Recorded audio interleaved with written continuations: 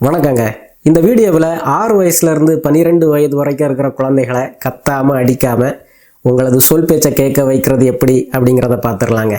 எவ்வளவு சொன்னாலும் புரியாதாடா, என்ன சொன்னாலும் கேட்க மாட்டியா, இந்த மாதிரிப்பட்ட வசனங்களை குழந்தைகள் 6 வயது தாண்டின பிறகும் பயன்படுத்துகிறோம். அப்படி சொன்னால் குழந்தைகள்கிட்ட நமக்கு பக்குவமாக பேசி அந்த குழந்தைகளது மனதை கவர தெரியலை அப்படிங்கிறது தான் அர்த்தங்க. ஏன்னா இந்த வயசில் குழந்தைகள் ஒரு 3 வயசு குழந்தை போலவோ அல்லது ஒரு 4 வயசு குழந்தை போலவோ அடம் பிடிக்கிற குழந்தைகளோ அல்லது நம்ம சொல்கிறது புரியாத குழந்தைகளோ கிடையாது. இந்த வயசில் அந்த குழந்தைகளுக்கு சொல்கிறதெல்லாம் புரியும், புத்திசாலிகளை மாதிரி இருப்பாங்க.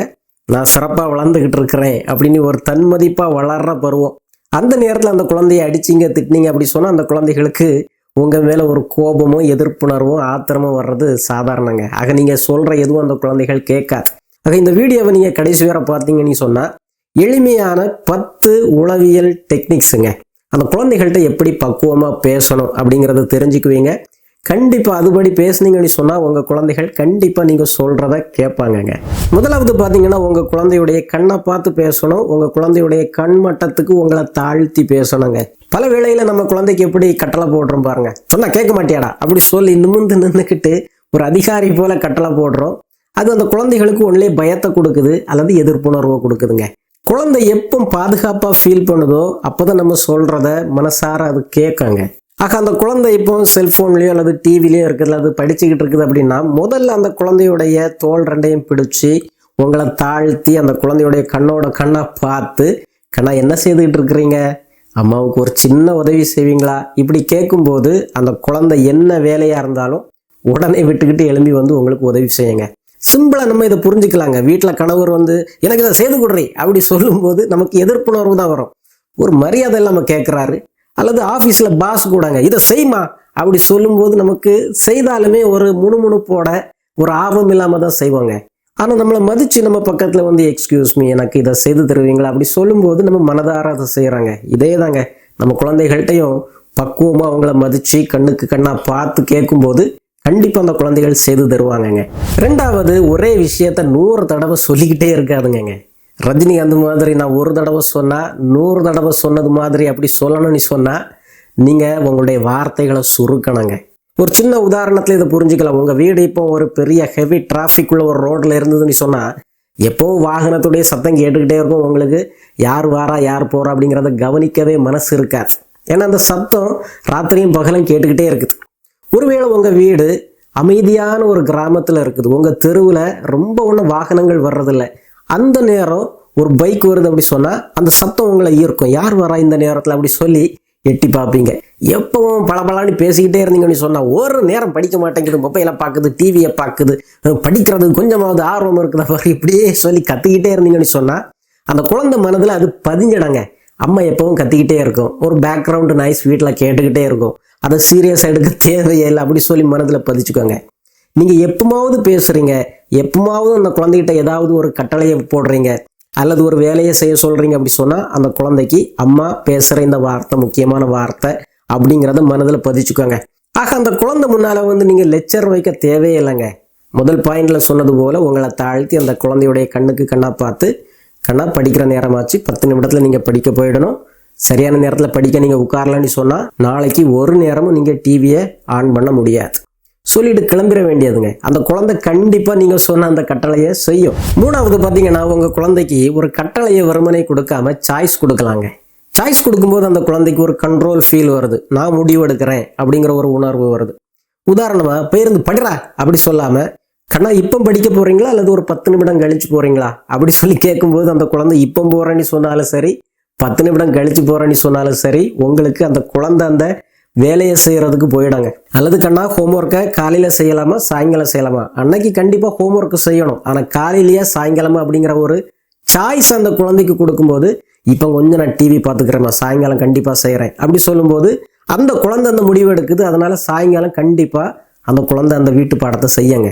நீங்கள் கேட்கலாம் சாயங்காலமும் செய்ய மாட்டேன் காலையிலையும் செய்ய மாட்டேன், எனக்கு ஃபுல்லாக இன்னைக்கு டிவி பார்க்கணும்னு சொன்னால் என்ன செய்கிறதுன்னு சொல்லி பெரும்பாலும் குழந்தைகள் அப்படி சொல்லாதுங்க. நாலாவது, அந்த குழந்தை செய்ய வேண்டிய வேலையை அந்த குழந்தைக்கு ரொம்ப பிடிச்ச ஒரு விஷயத்தோட லிங்க் பண்ணி விடணுங்க. அதாவது குழந்தை தனக்கு பிடிச்சமான ஒரு செயலை செய்கிறதுக்கான நேரத்தை, விளையாடுற நேரத்தை அல்லது சைக்கிள் எடுக்கிற நேரத்தை அல்லது கார்ட்டூன் பார்க்குற நேரத்தை வேலை செய்து சம்பாதிக்கிற ஒரு பழக்கங்க. 6 வயதுக்கு மேலே அந்த குழந்தை பள்ளிக்கூடத்துக்கு போன பிறகு அந்த குழந்தைக்கு டிவி பார்க்கறதுக்கான நேரம் குறைவாக இருக்கும். பள்ளிக்கூடத்தில் நிறைய படிக்கிறதுக்கு இருக்கும், விளையாடுறதுக்கான நேரம் குறைவாக இருக்கும். ஆக அந்த குழந்தைக்கு எப்பவும் டிவி பார்க்கணும், எப்பவும் விளையாடணும் அப்படிங்கிற ஒரு ஆர்வம் இருக்கிறது இயல்புங்க. ஆனால் அந்த குழந்தை வீட்டு பாடமும் செய்யணும், வீட்டில் உங்களுக்கு உதவியும் செய்யணும். ஆக அந்த குழந்தை தனக்கு பிடித்தமான இந்த செயல்களை செய்கிறதுக்கான நேரத்தை சம்பாதிக்கிறதுக்கு நீங்கள் வாய்ப்பு கொடுக்கலாம். கண்ணா ஹோம்ஒர்க்கை செய்துட்டிங்கன்னா உடனே நீங்கள் கார்ட்டூன் பார்க்க போயிடலாம். கண்ணா இன்னைக்கு ரூமை நீங்கள் க்ளீன் பண்ணலன்னு சொன்னால் சைக்கிளை கண்டிப்பாக இந்த வீக்கெண்டில் எடுக்க விட மாட்டேன். ஆக அந்த குழந்தை இதை செய்தால் எனக்கு ரிவார்டு கிடைக்கும், பரிசு கிடைக்கும், அல்லது ஒரு டைம் கிடைக்கும் அப்படிங்கிற ஒரு உணர்வு இருக்கும்போது அதை ஆர்வமாக செய்ய ஆரம்பிப்பாங்கங்க. இதை எப்பவும் கொடுக்கணும்னு தேவையில்லை. அந்த குழந்தை படிக்கிறதுக்கு அல்லது ஹோம்ஒர்க் செய்கிறதுக்கு ரொம்ப சிரமப்படுது, ரொம்ப சோம்பேறியாக இருக்குது அப்படி சொன்னால் அந்த குழந்தைய கொஞ்சம் தூண்டுறதுக்காக நீங்கள் இந்த மாதிரிப்பட்ட டாக்டிக்ஸை பயன்படுத்தலாங்க. 5வதா, நல்ல விஷயங்கள் அந்த குழந்தைகள் செய்த உடனேயே பாராட்டுங்க. பல வீடுகளில் பெற்றோரை பார்த்தீங்கன்னா அந்த குழந்தைகள் ஏதாவது தவறு செய்த உடனே ஸ்பீக்கர் மோட ஆன் பண்ணிடுறாங்க, கத்தி கத்தி பேசுகிறாங்க, திட்டுறாங்க. அந்த குழந்தை நல்லது செய்யும்போது அப்படியே சைலண்ட் மோடுக்கு போயிடுறாங்கங்க. பல குழந்தைகள் எப்போதும் நீங்கள் ரிவார்டு கொடுக்கணும் அல்லது பரிசு கொடுக்கணும்னு எதிர்பார்க்கறது இல்லைங்க. அந்த குழந்தைகள் எதிர்பார்க்கறது ஒரு நல்ல வார்த்தை, ஒரு பாராட்டு. அதை கொடுத்தீங்கனாலே முக்கால்வாசி குழந்தைகள் விழுந்துடுவாங்கங்க. ஒவ்வொரு தடவை நீங்கள் பாராட்டும் போது அந்த செயலை அந்த குழந்தை ரிப்பீட் பண்ணுதுங்க, திரும்ப திரும்ப ஆர்வமாக செய்ய தொடங்குது. ஏன்னா உங்களுடைய பாராட்ட அந்த குழந்தை அவ்வளவு பெருமையாக நினைக்குது, மகிழ்ச்சியாக எடுக்குது. ஆஃபீஸ்லேயே பலரும் ப்ரொமோஷன் கிடைக்கும் அப்படி சொல்லி தானங்க ரொம்ப அருமையாக வேலை செய்கிறாங்க. ஆக உங்கள் குழந்தைகளுக்கு நீங்கள் ப்ரொமோஷன் கொடுக்க போகிறதில்ல, ஆனால் இந்த மாதிரி சின்ன சின்ன பாராட்டு வார்த்தைகள், வெல்டன்ரா, குட் ஜாப், நல்ல முயற்சி போட்ட, இப்படி சொல்லி உங்கள் குழந்தைய பாராட்டும் போது அம்மா நான் செய்த நல்ல வேலைகளை கவனிக்கிறாங்க, கவனிச்ச உடனே அதை பாராட்டுறாங்க அப்படி சொல்லி மேற்கொண்டு நல்ல நல்ல செயல்களை செய்கிறதுக்கு முன் வருவாங்கங்க. 6வதா, ஒரு மேஜிக் ட்ரிக்குங்க. அந்த குழந்தைகிட்ட சொல்ல வேண்டிய முக்கியமான செயல்களை வழக்கத்தை விட சத்தத்தை தாழ்த்தி சொன்னீங்கன்னு சொன்னால் அந்த குழந்தை அதை உடனே கேட்டுக்கும் அப்படி சொல்கிறாங்கங்க. ஏன்னா நம்முடைய சத்தம் தாழும் போது குழந்தையுடைய கவனம் அதிகமாகுது. அம்மா ஏதோ சொல்ல வராங்க, முக்கியமான ஒன்று சொல்ல வராங்க அப்படிங்கிறத அந்த குழந்தை காது கொடுத்து கேட்கறதுக்கு தயாராகுது, முன் வருதுங்க. கத்தி கத்தி சொல்லும்போது வழக்கமாக கத்துறது தானே, அப்போ நத்திங் ஸ்பெஷல், நம்ம இதை கவனிக்க வேண்டாம் அப்படி சொல்லி அந்த குழந்தையுடைய காதும் மனதும் மூடிடும். இந்த வீக்கெண்டில் உங்கள் குழந்தைகிட்ட இதை ட்ரை பண்ணி பாருங்கங்க. காதுக்கு பக்கத்தில் போய் கண்ணா கடையில் போய் ஒரு 1/2 கிலோ தக்காளி வாங்கிட்டு வந்துடுவீங்களா அப்படி சொல்லும்போது அந்த குழந்தை இது ஒரு அவசரம், அம்மா என்ன நம்பி ஒரு உதவி கேட்குறாங்க அப்படின்ன ஒரு உணர்வில் உடனே கடைக்கு ஓடி போகுங்க. 7வது, எக்காரணம் கொண்டு உங்கள் குழந்தைய மற்ற குழந்தை கூட குணத்துலேயோ படிப்புலேயோ ஒப்பிடாதுங்க. ஒப்பிடும்போது உளவியல் சொல்லுது உங்கள் குழந்தைக்கு கோபம் வரும், எதிர்ப்புணர்வு வரும், தாழ்வு மனம் வரும், பயம் வரும். நான் மற்றவங்களை போல சரியாக படிக்கலை போல, எனக்கு திறமை இல்லை போல அப்படி சொல்லி அந்த குழந்தை சோர்ந்து போகுங்க. ஆக அந்த குழந்தைய எப்போதும் மற்ற குழந்தைகள் கூட ஒப்பிட்டு சொல்லிக்கிட்டு அதை செய் இதை செய் நீ கட்டளை போடும்போது அந்த குழந்தைக்கு கண்டிப்பாக எதிர்ப்புணர்வு வரதாங்க செய்யும். நீங்கள் சொல்கிற எதுவும் செய்யாது. அவனை நல்லவனி சொன்னான் இல்லையா, அண்ணனை தானே பெரிய ஆளுன்னு சொல்கிற, அவன்கிட்ட கேளு அப்படி சொல்லி ஒரு எதிர்ப்புணர்வு இயல்பாகவே வந்துடுறாங்க. போன பரீட்சையை விட பரவாயில்லடா, நல்ல மார்க் எடுத்திருக்கிறேன், நேற்றை விட எனக்கு இன்னைக்கு நிறைய வேலைகள் செய்து வந்திருக்கிறேன். இந்த மாதிரி அந்த குழந்தையுடைய பழைய செயல்பாடுகளை ஒப்பிட்டு அந்த குழந்தையை உற்சாகப்படுத்தி தான் விடணுமே தவிர மற்ற குழந்தைகள் கூட ஒப்பிடுறத கண்டிப்பாக நீங்கள் கைவிடணுங்க. 8வது பார்த்தீங்கன்னா உங்கள் குழந்தைக்கு கண்டிப்பாக வீட்டில் ஒரு டெய்லி ஷெட்யூல் இருக்கணுங்க. ஒரு வேலை அட்டவணை, கால அட்டவணை கண்டிப்பாக பின்பற்றணும். அந்த குழந்தை எப்போ எழும்பணும், எப்போ குளிக்க போகணும், எப்போ உட்காந்து படிக்கணும், எப்போ சாப்பிட வரணும், எப்போ விளையாட போகணும், இந்த மாதிரி பேசிக்கான சில செயல்பாடுகளை நீங்கள் மாற்றி மாற்றி செய்யாமல் ஒரு குறிப்பிட்ட நேரத்தில் செய்ய பழகிட்டீங்கன்னு சொன்னால் அந்த குழந்தையுடைய மூளை அப்படியே ப்ரோக்ராம் ஆகிடுதுங்க. காலையில் எழும்புறது மட்டுமேல அந்த குழந்தை எப்போ படிக்கணும் அப்படிங்கிறதுக்கு மனதிலேயே அதுக்கு அலாரம் அடிக்கும். 4 மணி ஆச்சுது நான் படிக்கிற நேரம், 6 மணி ஆச்சுது நான் டிவி பார்க்குற நேரம், அப்படி அந்த குழந்தைக்கு மைண்ட் செட் ஆகிடாங்க. அப்போ ஒவ்வொரு தடவையும் நீங்கள் கத்திக்கிட்டு இருக்கணுங்கிற அவசியம் இருக்காது.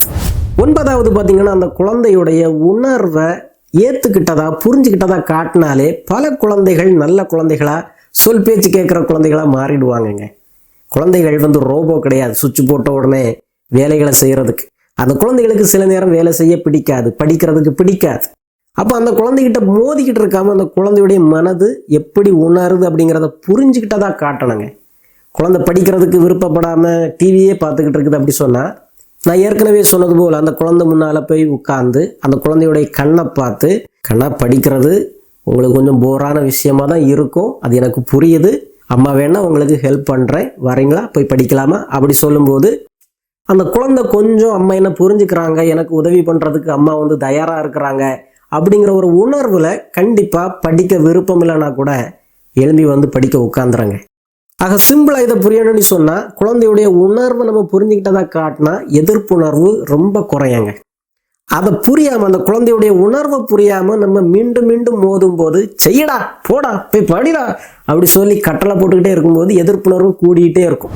10வதா நம்ம எப்போதுமே சொல்கிறது தாங்க, உங்கள் குழந்தைக்கு நீங்கள் ஒரு ரோல் மாடலாக முன்மாதிரியாக இருக்கணுங்க. குழந்தைகிட்ட என்ன மாற்றத்தை நீங்கள் கொண்டு வர விரும்புகிறீங்களோ, அந்த குழந்தை மொபைலை குறைவாக பார்க்கணுன்னா முதல்ல அந்த குழந்தை முன்னால் நீங்கள் அந்த மொபைல் பயன்பாட்டை குறைக்கணும்.